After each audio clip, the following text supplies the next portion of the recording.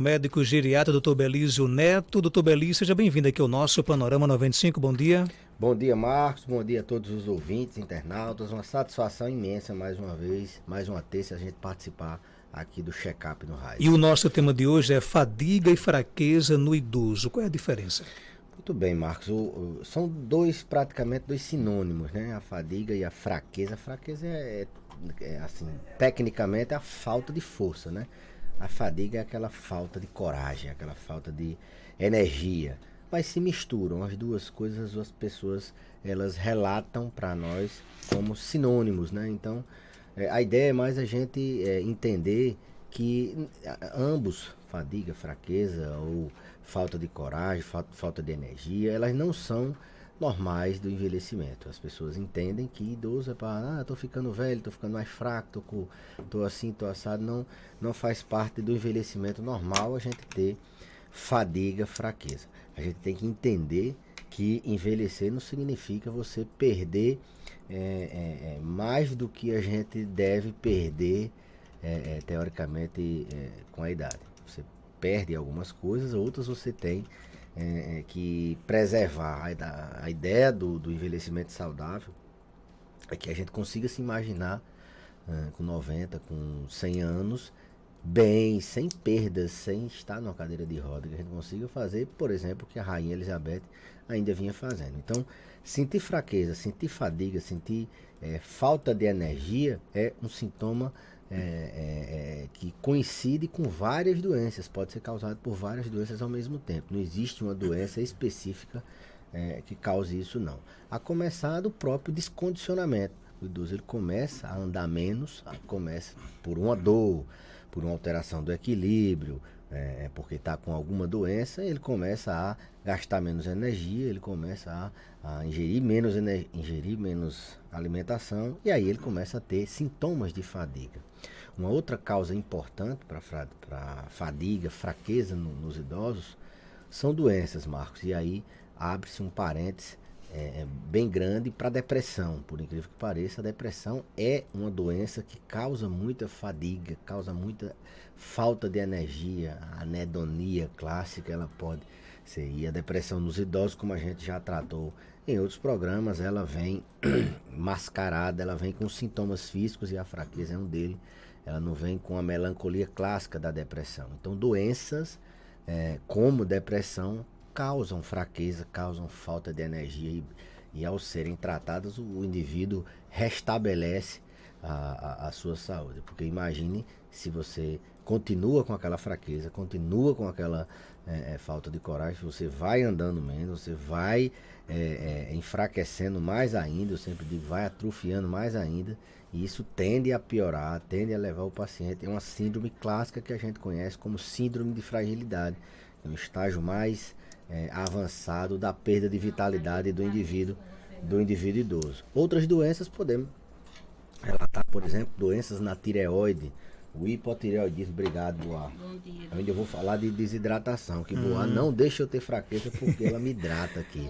Mas o café, no caso, também ajuda? O café é um psicoestimulante, café faz bem. Café é aquele ame ou odeio, né? Café tem algumas evidências que ele melhora a estimulação cerebral, que o café ele traz uma saúde cerebral maior, mas quem tem algumas doenças, como por exemplo transtorno de ansiedade, insônia, tremor ou doença gastroesofágica no estômago, o café pode fazer mal. Mas metade da literatura, metade da ciência defende que o café ele é protetor, inclusive cerebral. Podia até um dia fazer aqui um programa aqui sobre os riscos, assim, o bom e o ruim do café para o idoso, né? Porque o idoso gosta muito de tomar café, né?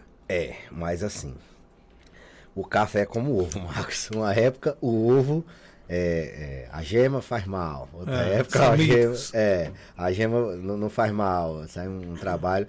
Hoje o que se sabe é isso. Para algumas doenças ele faz mal.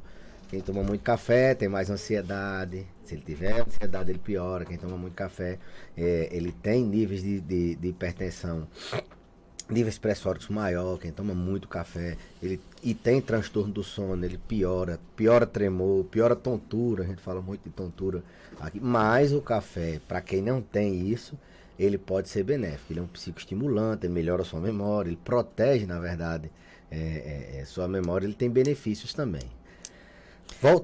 Volta na questão do tema aqui. No caso, o que é que vem primeiro? É a fadiga ou a fraqueza? Só terminando o café, Sei. Marco, me permita. O que a gente vê hoje, aí eu vou fazer um alerta ao público mais jovem, né? São pessoas abusando da cafeína.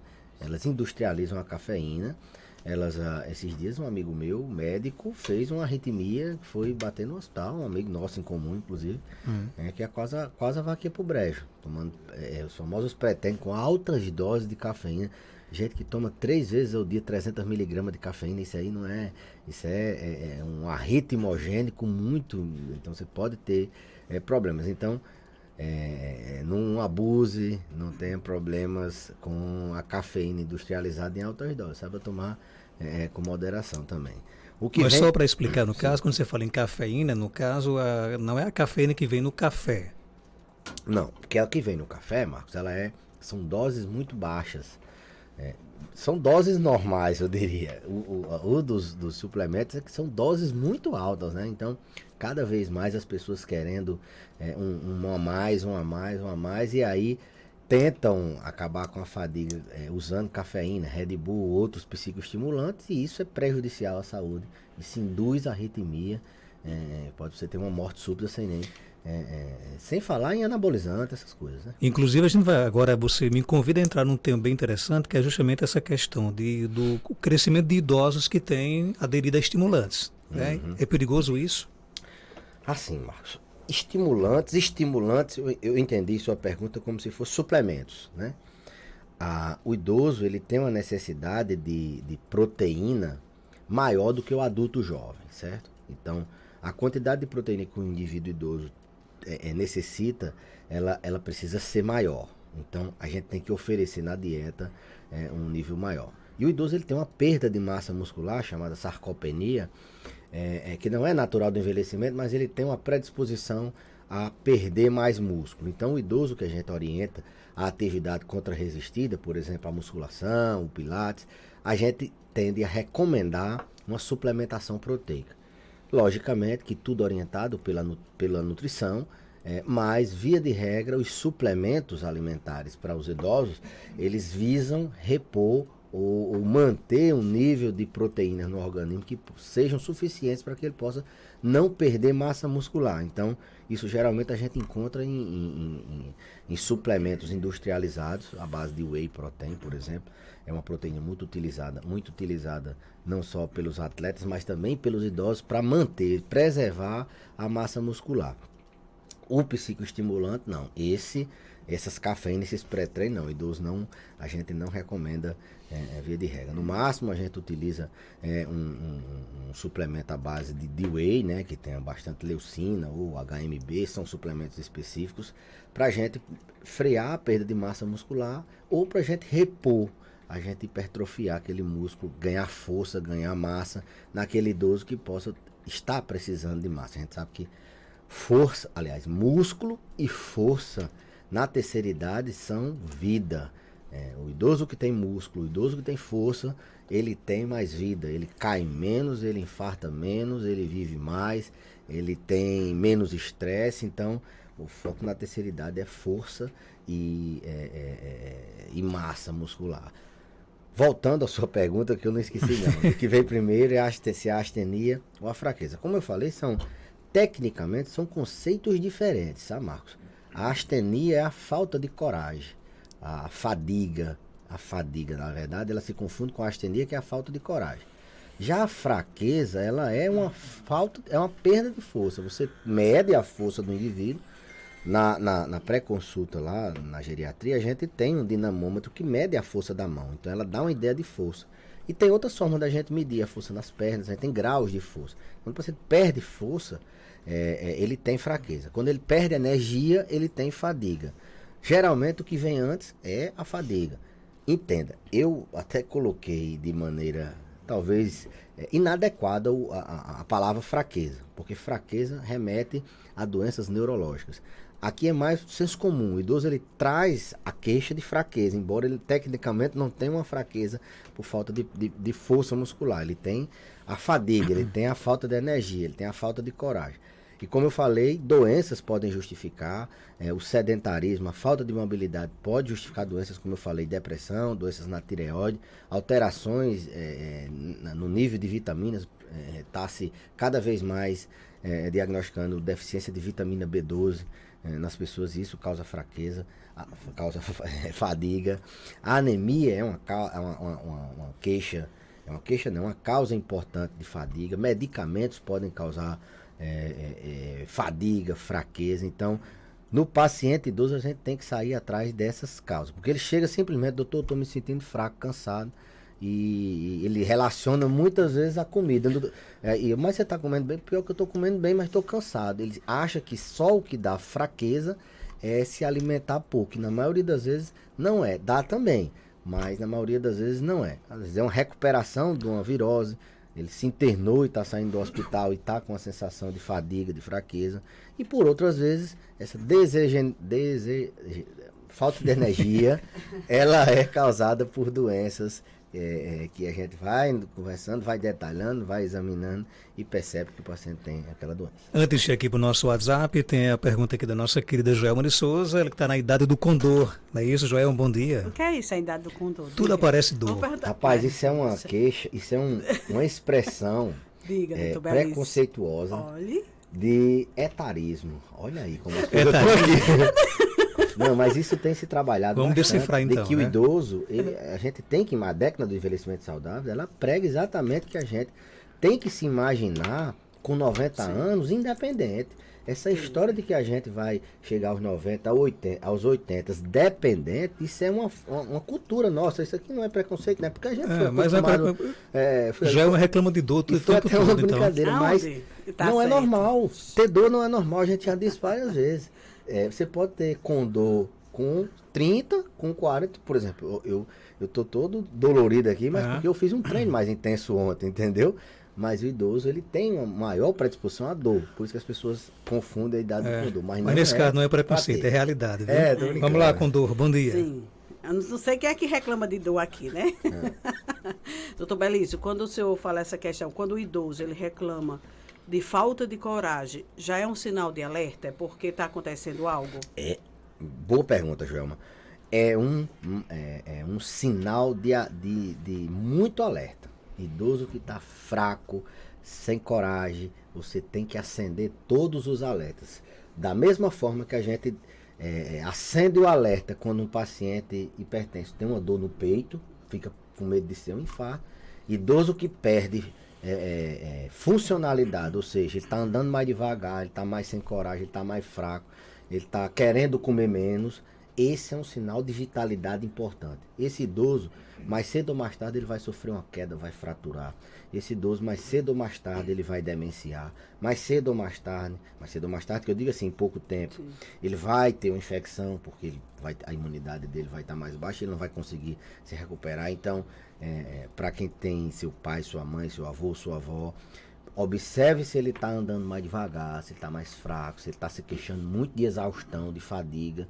Isso a gente considera uma síndrome clássica na geriatria, é síndrome de fragilidade. E essa síndrome, ela tem intervenções diversas para a gente tirar o paciente dessa síndrome. Você vai envelhecendo numa medida linear. No momento que você entra numa síndrome dessa, você acelera o envelhecimento. Você vai, teoricamente, chegar ao final da sua vida tanto mais sofrido como mais rápido. Então, é um sinal de alerta importantíssimo.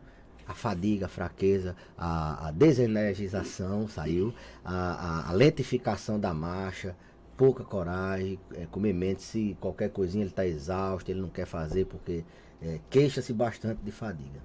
Nosso ouvinte Lucimar pergunta o seguinte: minha mãe tem 92 anos, é lúcida e saudável, mas sempre aparecem umas manchas avermelhadas na pele e desaparece, como se tivesse sofrido pancada. É normal na pele sensível do idoso? Não incomoda e de repente desaparece. O que é isso? Olha, eu tenho uma máxima de que quando realmente essa senhora tem muita saúde, provavelmente, lúcida, saudável e está se preocupando com lesões de pele. 92 anos. 92 anos. Conheço demais a mãe da Lucimar. A gente vai, às vezes pega um paciente desse muito cheio de doença, quando trata 1, 2 anos, o paciente chega com uma queixa de pele. É a minha maior felicidade, só. Se nada está mais incomodando, agora é uma mancha na pele. Não que manchas na pele não sejam, por vezes, graves, né? A gente tem um melanoma, que é um câncer agressivo, que pode ser. Mas existe no paciente idoso uma entidade chamada púrpura senil. É uma mancha roxa que podem aparecer em diversos lugares. Isso em virtude do envelhecimento do sistema circulatório da pele. Então pode ser isso, é uma mancha benigna que pode não trazer repercussão, pode não ser uma doença importante.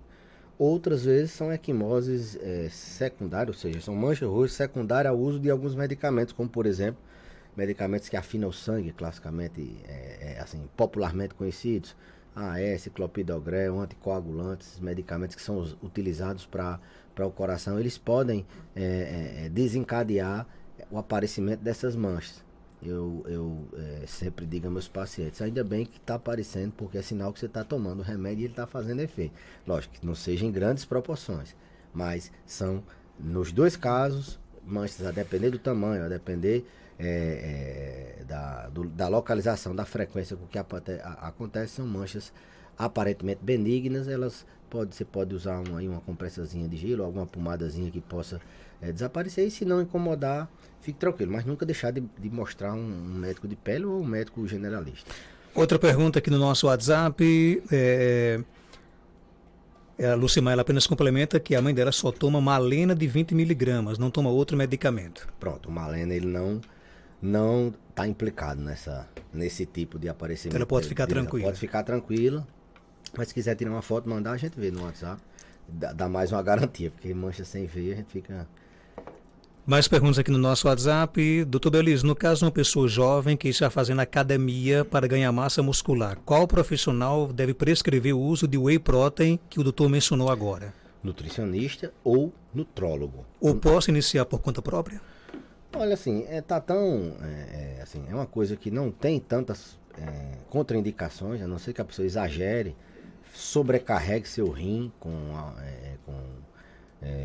esse whey.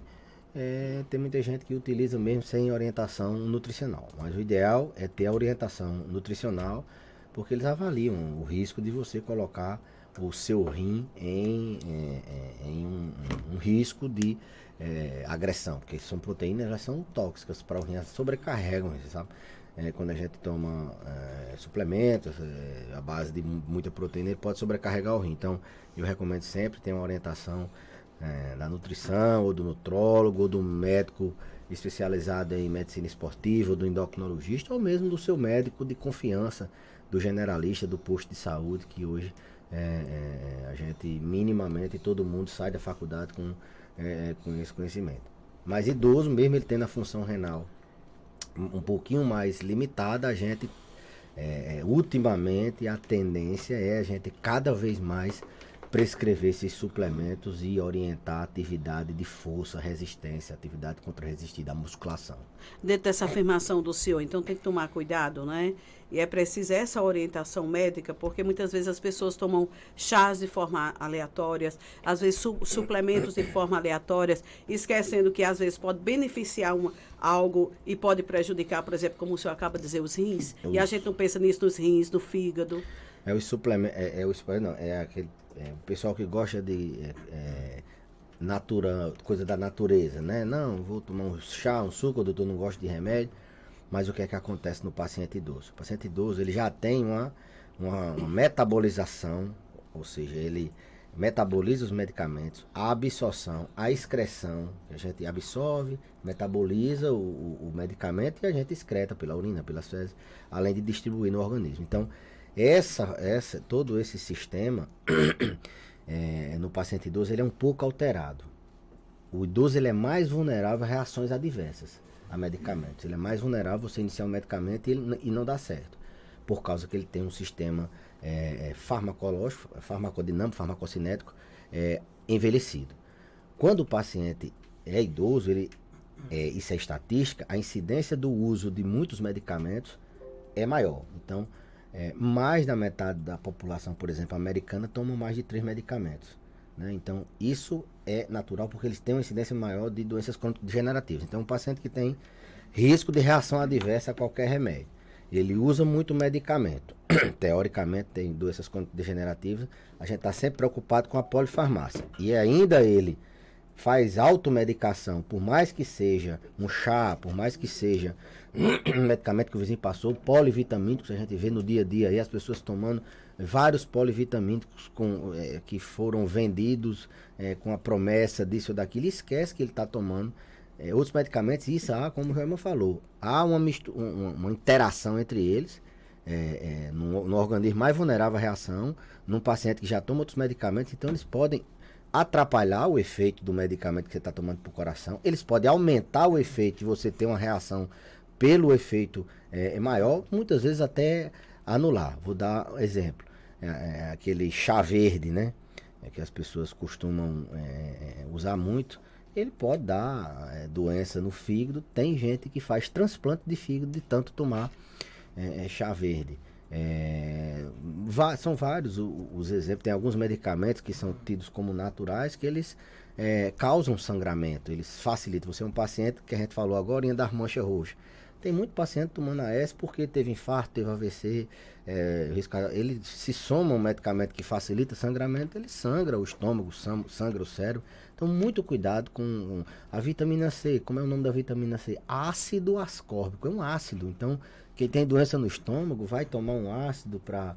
a acidez do estômago, ela altera a absorção do medicamento. Então, muito cuidado, principalmente o idoso, no uso de automedicamento. Qualquer medicamento pode levar a reação, que ele é mais vulnerável, e pode interagir com os que você já toma. Mais perguntas aqui no nosso WhatsApp. Tem 43 anos e volta e meia aparecem manchas que os mais velhos chamam de maniconia. O que é que o senhor me diz sobre isso? Na verdade, o idoso ele tem algumas alterações na pele que são próprias da idade. É uma pele mais ressecada, é uma pele que tem lesões que são sequelares à exposição solar ao longo da vida, principalmente aqui no nosso Nordeste. Nossos idosos, boa parte deles vieram da zona rural e naquela época não tinha tanto incentivo ao uso de protetor, uso de proteção com camisa de raio ultravioleta, e eles têm muitas lesões residuais, né? Isso também não pode ser menosprezado quanto à questão do câncer de pele. É uma região que tem uma incidência muito alta de câncer de pele, porque a gente está no sertão, né, muito exposto ao sol, e nossos idosos vieram de uma época que não se tinha tanto essa ideia da proteção com protetor solar. Então, são lesões próprias da idade, e que não são malignas, são lesões benignas, mas que a gente deve estar sempre atento. A ideia, assim, resumindo, para que quem tem um idoso em casa, é hidratar. A pele do idoso ela é mais ressecada, ela tem menos água, ela tem uma tendência a fazer, a coçar, a ficar ressecada, é hidratação. Qualquer hidratante, aquele hidratante que o paciente tem, que às vezes até se vence, ele não usa, toda vida que tomar banho é bom hidratar. Principalmente os homens que não têm esse hábito. As mulheres elas já têm esse hábito. Os homens eles não têm a ideia de hidratar a pele. E a pele é o maior órgão do corpo humano. É a pele. E é ela que deve ser cuidada também. Para fechar aqui a nossa participação, tem duas perguntas aqui de pessoas relativamente jovens, mas que tem muito a ver com o tema de hoje. Por exemplo, tenho 44 anos, tenho muita falta de coragem, tenho tireoide, pode ser a causa? É uma causa clássica de falta de coragem, o hipotireoidismo, ou seja, aquela pessoa que tem a glândula tireoide funcionando, produzindo hormônio da tireoide numa quantidade menor do que o seu organismo precisa. Classicamente, ela tem fraqueza, fadiga, ela tem sonolência, ela tem muito apetite, ela tem intestino preso, ela tem queda de cabelo, ela tem as unhas podem ficar fracas, mas a fadiga pode ser doença na tireoide. No indivíduo mais jovem, na verdade, em todos os indivíduos, uma causa que eu esqueci de falar é os transtornos do sono, né? Principalmente a apneia do sono. A verdadeira epidemia silenciosa, né? A apneia do sono. A pessoa que ronca, aquela pessoa que tem despertares à noite sem nem perceber, ela no outro dia, ela pensa que dormiu e não dormiu. E no outro dia ela fica fadigada, fica cansada. Então, transtornos no sono, causam muita fadiga, em especial a apneia do sono. Muita fadiga, muita fraqueza, muita falta de coragem no dia seguinte. Juliana de Ouro Branco tem 39 anos e pergunta o seguinte: a dor nas pernas intensa faz parte da fibromialgia? Não. Não é que toda dor nas pernas seja fibromialgia. Fibromialgia, Marcos, é uma doença que ela não dá dor só nas pernas, ela dá dor no corpo todo. Eu sempre digo, até na ponta do cabelo o paciente tem dor. E o que é que acontece? Ele tem um limiar de dor mais baixo. O que é isso, doutor Belli? Quando a gente vai ter dor, o cérebro da gente recebe estímulos dolorosos e esses estímulos ocasionam a dor. Esses estímulos precisam chegar a um certo nível, tem que ter uma quantidade de estímulo para acionar o gatilho da dor.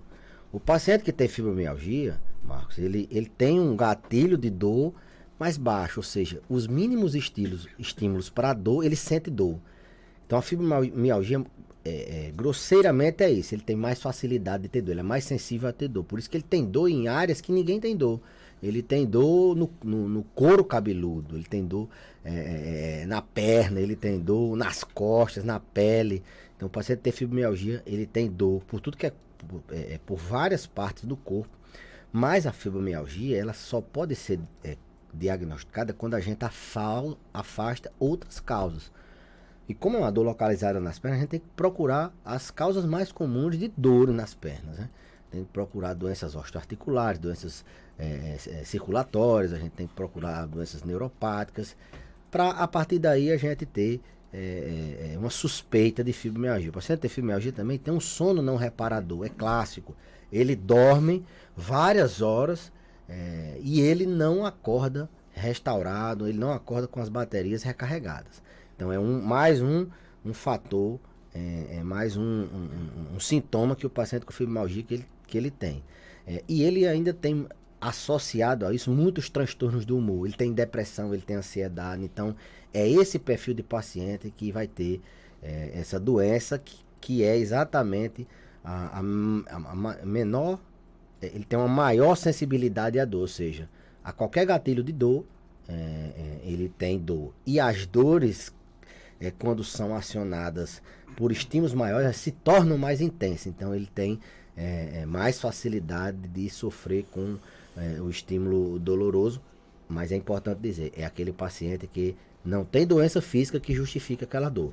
O paciente que tem uma dor na perna, com o joelho cheio de artrose, por exemplo, a gente não vai pensar que ele tem fibromialgia. Ele tem uma artrose no joelho que está causando dor. Recebeu uma pancada, da pancada. Ele tem uma lesão na coluna, uma hérnia de disco, é da hérnia de disco.